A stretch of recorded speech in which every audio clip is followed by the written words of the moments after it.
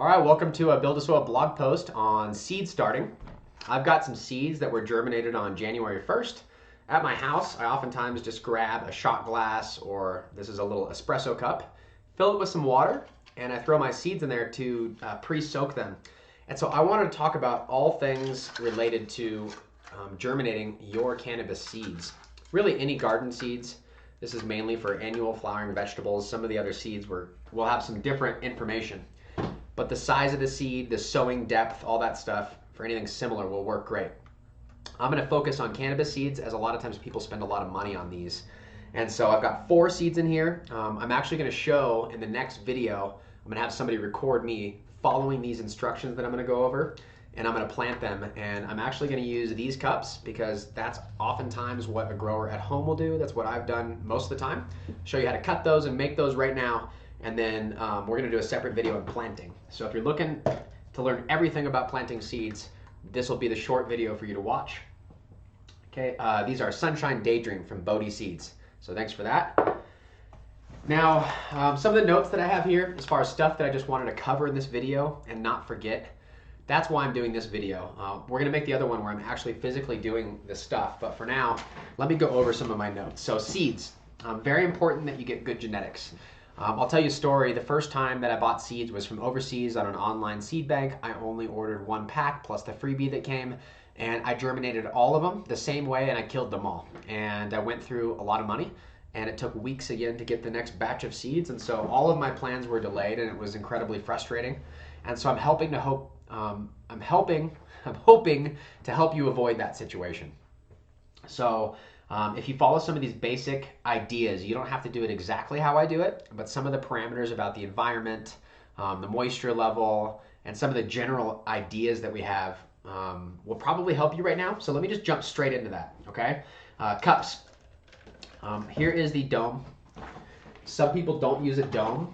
Some people just like to use just the cup, and that's all. And I'll go over the ideas a little bit later. Let me just go over the tools that I'm going to use, and then I'll go over some of the controversy of, why or why not you might use some of these. So this is a standard tray and dome.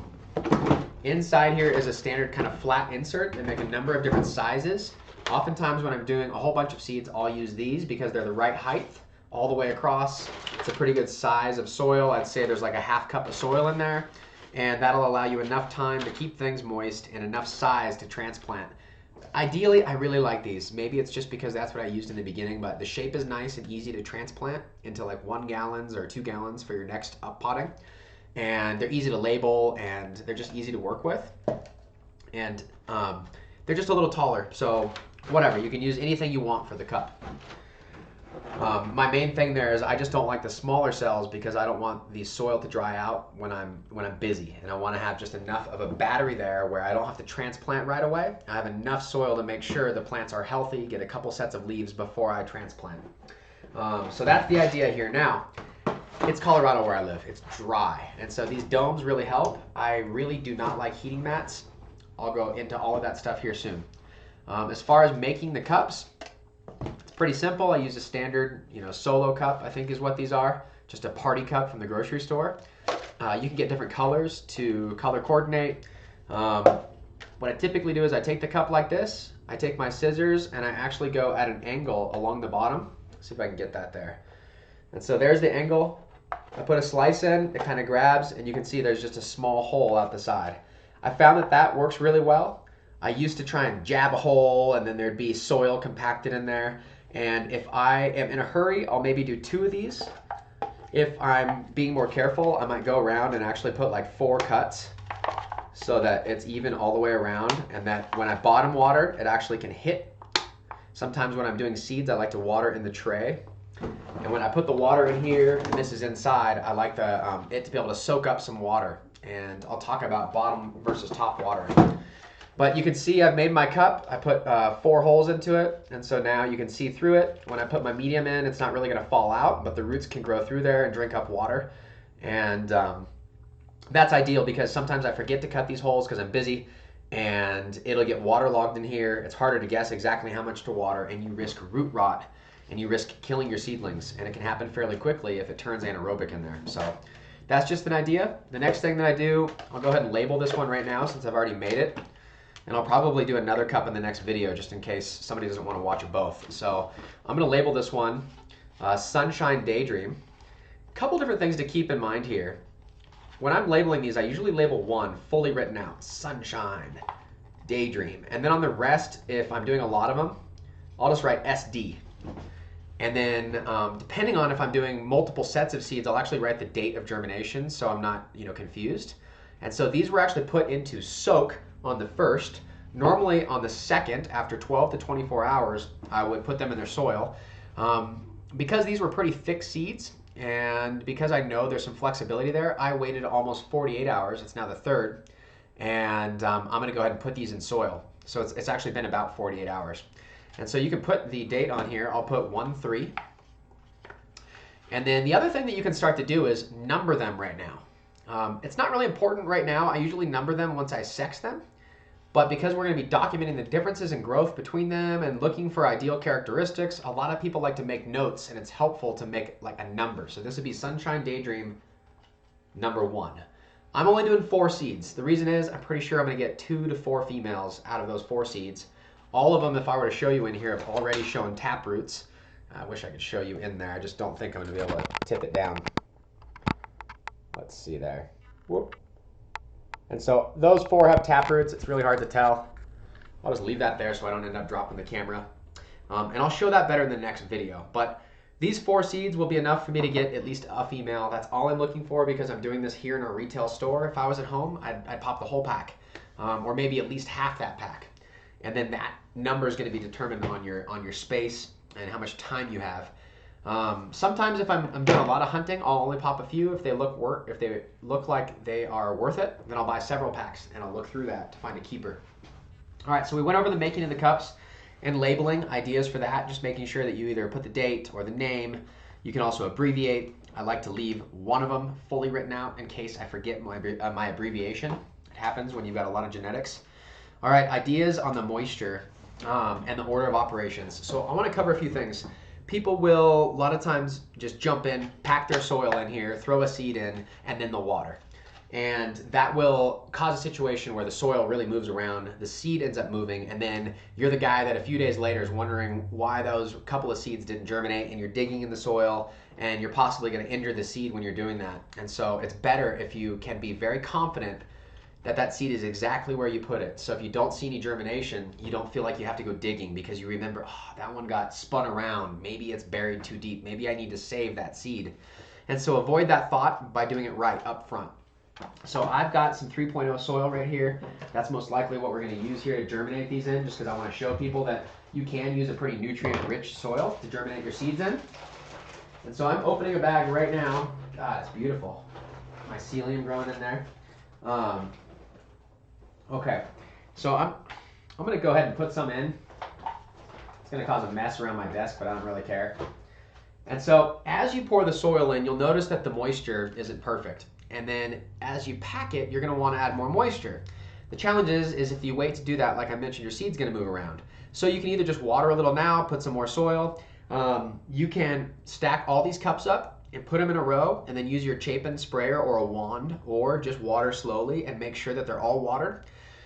You can water a little bit from the top and then bottom water in your tray. Wait until all the water is absorbed. Take all the cups out, dump your tray out, dry it and clean it. You should have about the ideal moisture in there now. So there's a few ways to do that. Ideally though, what I want you to do is, maybe for this first time, take all the soil, put it in a container, like a 5-gallon bucket or Rubbermaid tub, and I want you to slowly moisten that, a little less than you think, and come back maybe 15-20 minutes later. At that point, I want you to pick up the soil and squeeze it. And when you first get the soil out of the bag, most likely you're going to need about 10% water. So maybe err on the side of caution. That means if you've got 7.5 gallons in a 1 cubic foot bag and you're dumping all of that in a tub, you want about 3/4 of a gallon of water on there. Come back and check it later. What you're going to do is put your hand in, and you want to be able to squeeze the soil and barely see some moisture beating up on here, feeling like it's just about to start to drip down your hand. But if you squeeze and it drips too much, you want to add some more soil because you've overdone it. And if you've overdone it and you have no soil, you're going to have to let this sit and kind of dry out. So I prefer to see you maybe dump half of what you're going to use add the moisture, make sure you have some backup. Err on the side of caution, get it to it's about the right moisture. You can always water in a little bit in the cup. Okay, but that'll kind of teach you where that moisture needs to be. After that, you're gonna feel the weight of the cup. You're gonna have a pretty good idea once you've done this, exactly where that moisture needs to be. Also, we've cut some pretty decent sized holes in here, and this soil drains pretty well. The 3.0 has these large growth stone that help keep that oxygen in there, even if you've overwatered, so it's a little more forgiving. And if you're using like a seed starting soil that has a lot of aeration, they're fairly forgiving too, and you can kind of err on the side of caution. But with a living soil, with recycled soil, one of the things you can do is get a little muddy. And it's just kind of it's gonna cause stagnated growth. And so with seeds, it's important to kind of hit the nail on the head. And that's why I wanted you to really focus on getting that moisture right with the squeeze test, making sure that it's not overwatered or underwatered. And it's really not rocket science, but I've talked to enough people to realize until you get a baseline for what that means, it's very confusing. And like I said, I killed my first set of seeds and I was really sad about that. I was using rock wool. I got them way too wet, way too hot, close to the light, all the things wrong because I was trying to really baby them. So we've got that. We put all the soil in. We've maybe scooped it from our bin where the moisture was perfect and we packed it in there, okay? At that point, I'm gonna tamp it down with my hand, with like my knuckles or with my fingers, and make sure it's pressed flat. Not as hard as I can, but maybe like if you like espresso, 15 pounds of force, just nothing too strong. I'll put my hand and tamp it. And that will make sure that when I do go to water later, it's not gonna just spin around. It's gonna be fairly packed down. In the video, I'll show you the exact details, but I normally leave a little bit of room in this cup in here so that I can come back. I put a finger hole in every single cup that I'm working with once the moisture is perfect. And then I'll go drop one seed in each finger hole. And then I'll just go around each finger hole and I'll pull the soil in over it and I'll pack it down and tamp it. So now it's all even. And then after that, I'll come through with a sprayer, spray bottle, my Chapin sprayer, and I'll just put a light misting very softly right over the top of each cup. At that point, I've built a system that has the soil that is packed in here nice so it's not gonna flow. And I know that I've got it not overwatered or underwatered, and I've misted the top, and I've already pre-soaked the seed. And I'll talk about the differences whether you soak or not. But if you've pre-soaked, you have a little more forgiveness here. If you haven't pre-soaked and anything dries out, you're gonna kind of slow down and maybe even kill your seeds, where once they're pre-soaked, they're pretty much gonna germinate, and it's just a matter of how hard they have to work to tap into their first moisture. And so, anyways, if you've got a dome, that's gonna help with that. Like I said, I'm in Colorado, so I use this dome to help make sure that the relative humidity being dry doesn't dry out my soil and kill my seed. So that's the idea. Like I said, I'll go over in the next video the exact steps for that with the moisture and show you what I mean. All right. The humidity dome, I went over that. Some people don't use them. In fact, if I've got a lot of seeds, I'll just put the trays on the floor in the grow tent and I'll make sure the grow tent environment is good. The idea with seedlings is that you want the relative humidity fairly high. That way they don't have to work very hard, and that way the soil doesn't dry out. Once they all germinate, you want to cut that back so they're more in a realistic relative humidity, and they start to actually grow, transpire, move water and nutrients from the soil up. And if the humidity is too high, they may just stay kind of stagnant. And so I only use the dome to make sure that until I see them all break the soil surface, I like to keep the dome pretty much closed, or maybe just with a little bit of airflow in here. That way the relative humidity is very high, and I'm sure to make sure that there's no drying out of the soil. Once they've germinated, I typically crack it and open it. With seeds, you can basically just take it off and you're good to go. With clones, you got to do a little better transition. Okay, so there's the information on the dome. Whether to use one or not is up to you. I'm dry here. It makes a lot more sense for me to water in the morning, make sure I've misted the tops of my seedling, and then put the dome on so I'm sure it's not going to dry out from my grow light. Okay, lighting. I like to use the ceramic metal halide, the Endomax. 150 watt Endomax is a really good replacement for a T5. The bulbs last a long time, the lamp. And you can, it's got a really good spectrum. And you can actually put it a pretty decent distance away and have a pretty good spread. But in any case, this isn't really a lighting talk. So I'll just mainly focus on the fact that if you are using a high pressure light, you don't want to have it too close where the heat causes the soil to get too warm and maybe move that moisture around. So consider that. If you've got a really powerful light, maybe move it off until you see germination and they're ready for it. Okay? Heating mat. I think they're a no-no. I don't like heating mats at all. I think a dome and a heating mat is a recipe for damping off. And I prefer to see you just avoid the heating mat, or maybe only use it if you're cloning and you're in a slightly colder environment. Otherwise, things to be aware of: if you're in a colder room, you have to use the heating mat. Maybe fully vent your dome, because the little bit of heat and the moisture is going to cause a lot of condensation, okay? Just be aware of that. Come open your dome every day, and just make sure you avoid any damping off, and get to the point where hopefully you can just remove that dome as soon as possible. That's if you have to use the heating mat. Okay, next things to talk about. Relative humidity and temps. Like I said, high relative humidity. The dome will keep it close to 100. Temps, I like to be in the 75 range, just normal temperatures. Anytime you get extra warm, you're looking at damping off. Extra cold, it's gonna not be right. The seed's looking for warmth to signify that it's springtime, that there's a reason to germinate. And so just make sure that you've got a dialed in grow area within normal room temperatures and you'll be fine. A note here for old seeds. So if you've got really, really old seeds, they may be something super special, or maybe they're not, they're just old seeds you had laying around. A couple different things you can do. If you've got a lot of them, you can just try and germinate them doing normal methods. And if it doesn't work, then you know for sure you've got to try some of these methods. Using aloe vera powder, which we carry, or your homegrown aloe vera, has a lot of specialty properties that will help these seeds germinate. Fulvic acid is another one. We carry a product by Faust Bioag. It's not right here, but that fulvic acid really helps. It really helps. So check that out, especially with older seeds. You can do a lot of research on just that subject. And then gibberellic acid. It's not something that I use, but I've heard it used a lot for people that are trying to pop old seeds. And that's one of those things that people had really good success with. So if it's important to you, fulvic acid, gibberellic acid might be super important to preserve those genetics. Otherwise, if they're just a little bit old, a few years old, just using some aloe and fulvic will be more than enough. And if they're only a year or two old, or they're just normal seeds, nothing really ancient, or they've been stored properly, you're not worried about germination rates, just water will be more than enough. That being said, a lot of people like to use the root-wise microbes the second they have a tap, which is as soon as you put the seed in, it's going to get a taproot out. So a lot of people like to inoculate with the Microbe Complete and the enzymes right away during the seedling process, because this system is designed to be used from root emergence all the way until harvest. And we know that the sooner you can get the biology in contact with the seed, the faster it's going to develop that relationship, and we're going to have a little bit better success. So that's something to keep in mind. Besides that, those are the additives. That's how to soak old seeds. Here's some other considerations.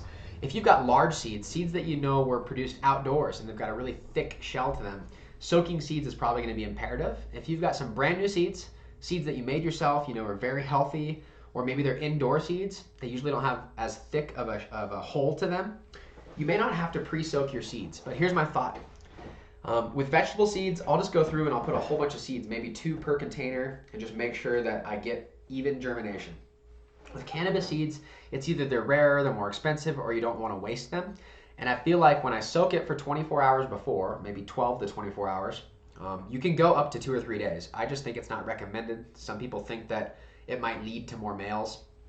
I don't think that that's what happens, but there is some correlative evidence that stressing them might lead to more males. So 24 hours maximum soak time, 48 hours if you really have to push it, okay? That's what I did this time. And these tapped roots, just after 24 hours, all 4 of them. And so at that point, I'm ready to put them in. Now, if they are seeds that are outdoor, like I said, with a thick shell, they might actually take a couple days to even tap through.